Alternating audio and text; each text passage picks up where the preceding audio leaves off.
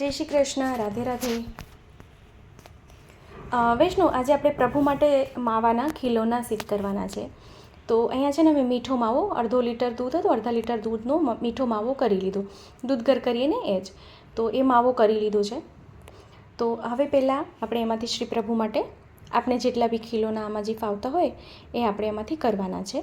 તો જો માવો તાજો હશે ને એટલે એકદમ ઢીલો હોય, બરાબર. તો આપણે એને પકડવામાં, હોલ્ડ કરવામાં થોડીક મુશ્કેલ આવે, કઠણાઈ લાગે આપણને, કારણ કે એ ઢીલો હોય ને એટલે એ ખંડિત થતો જાય, એકદમ પ્રોપર સ્ટેન્ડ ના રહે. હા, પણ એ જે ઠંડુ થઈ જાય ને તો એકદમ સ્ટેન્ડ થઈ જાય. એટલે બીજા દિવસે આપણે જો માવાના ખીલોના જો ધરવા હોય ને છે પ્રભુને, તો એક દિવસ પહેલાં સિદ્ધ કરી લેવાનું, બીજા દિવસે ધરવાનું. કે બીજા દિવસે દૂધગર કેવી રીતે હોય છે કે આપણે પેડા જે દિવસે વાળીએ તે દિવસે નરમ હોય, પણ બીજા દિવસે એકદમ સરસ કઠણ થઈ જાય, એવી રીતે. તો આપણે પહેલાં પ્રભુ માટે ઝુંઝુના સિદ્ધ કરવાના છે. ઝુંઝુના એટલે આપણે દેશી ભાષા ઘૂઘરો જેને આપણે કહીએ.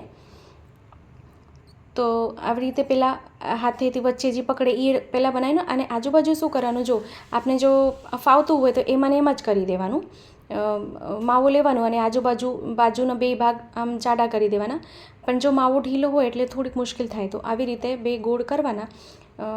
બે એટલે ગેંદ જેવું, દડા જેવું બનાવી લેવાનું અને આવી રીતે બે બાજુથી આમ સ્ટીક કરી દેવાનું. અને પાછું આવી રીતે આપ તરત જ જો ઉપાડશો ને સેમ ડે તો નીકળી જશે, તરત જ ચોંટશે નહીં હરખું. પણ જો બીજા દિવસે આપણે લેશું ને તો એકદમ સરખું સેટ થઈ ગયું હશે આ. તો આ ઝુંઝુના થઈ ગયા છે પ્રભુ માટે. તો આ બે બાજુ છે ને પોઈન્ટ જેવું હોય, બે જરા કેવું આમ કહું ને તો ગોળ આકાર ઉપર હોય છે. તો એ આપણે બે બાજુ જરા કેવો માવો લઈને ગોળ આપણે બનાવી દઈએ. હવે આપણે ઠાકોરજી માટે ચકરી બનાવવાની છે. ચકરડી કહીએ, ચકેડી કહેવાય ને. તો આવી રીતે માવો લઈએ, અને માવો લઈને ઉપરનું ભાગ જે પકડવાનું હોય એ પોઈન્ટ એ જાડું રાખવાનું છે અને લાંબુ રાખવાનું, અને નીચેનું પોઈન્ટ છે ને પતલું રાખવાનું, પોઈન્ટવાળું, કે આપ જેવી રીતે ચકેડી ફેરવીએ ને તો પોઈન્ટ સરખી ફરે ચકરી, એવી રીતે. તો જો ઝુંઝુના કરીને એમાં થોડુંક લાગે કે નથી થઈ રહ્યું, પણ બીજા બધા જે ખીલોના છે ને સરળતા થઈ જાય. પણ એક ખાસ ધ્યાન રાખવાનું કે તાજો હશે ને માવો, તાજા આપણે ખીલોના કરીએ તો આમ એવું લાગે કે ખંડિત થતા જાય છે. પણ જેમ માવો બીજા દિવસે જે છે ને, બીજા દિવસે ખીલોના બધા સુંદર સેટ થઈ ગયા હશે. તો એ આપ મૂંઝાશો નહીં કે નથી થઈ રહ્યા. ના, બીજા દિવસે એકદમ સુંદર સેટ થઈ ગયું હશે ને તો સરસ થઈ જશે.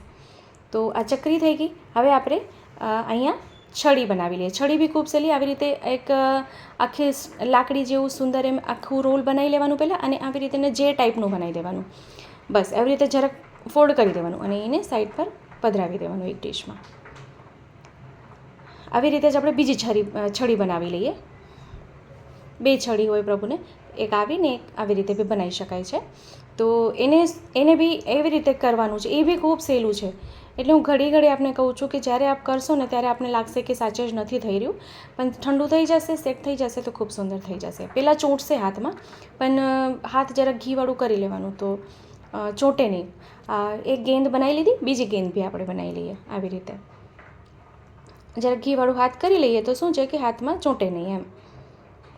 તો જો વિડીયો ગમે તો લાઈક જરૂરથી કરશો, અને હા, આપણા ગ્રુપમાં શેર ચોક્કસથી કરશો, જેથી શું છે કે બધા વૈષ્ણવ સુધી, બીજા લોકો સુધી વિડીયો પહોંચી શકે અને એને બે વિડીયો ખૂબ ઉપયોગી થઈ શકે.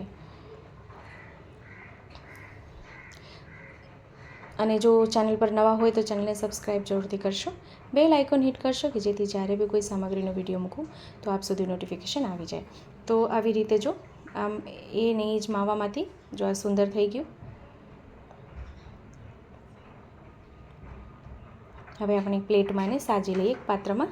અને અહીંયા છે ને હું સુગંધી છે, સાકરનો ભૂકો છે ને બુરું, એમાં સુગંધી પધરાવેલી છે, એલચીનો પાવડર, એ ઉપરથી આમાં થોડું લગાડી દઈએ, એની કોટ કરી દઈએ તો ખૂબ સુંદર લાગે. હા, આપ અહીં કેસરની છાપ કરી શકો છો, કેસરથી અહીં આપ સજાવટ કરી શકો છો, ખૂબ સુંદર લાગશે.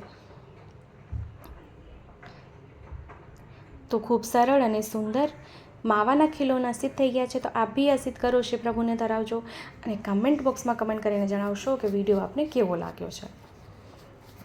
આપને કાંઈ ન સમજાય તો ફરીથી આપણને કમેન્ટ કરી શકો છો, ફરીથી હું આપને રિપ્લાય ચોક્કસથી કરીશ.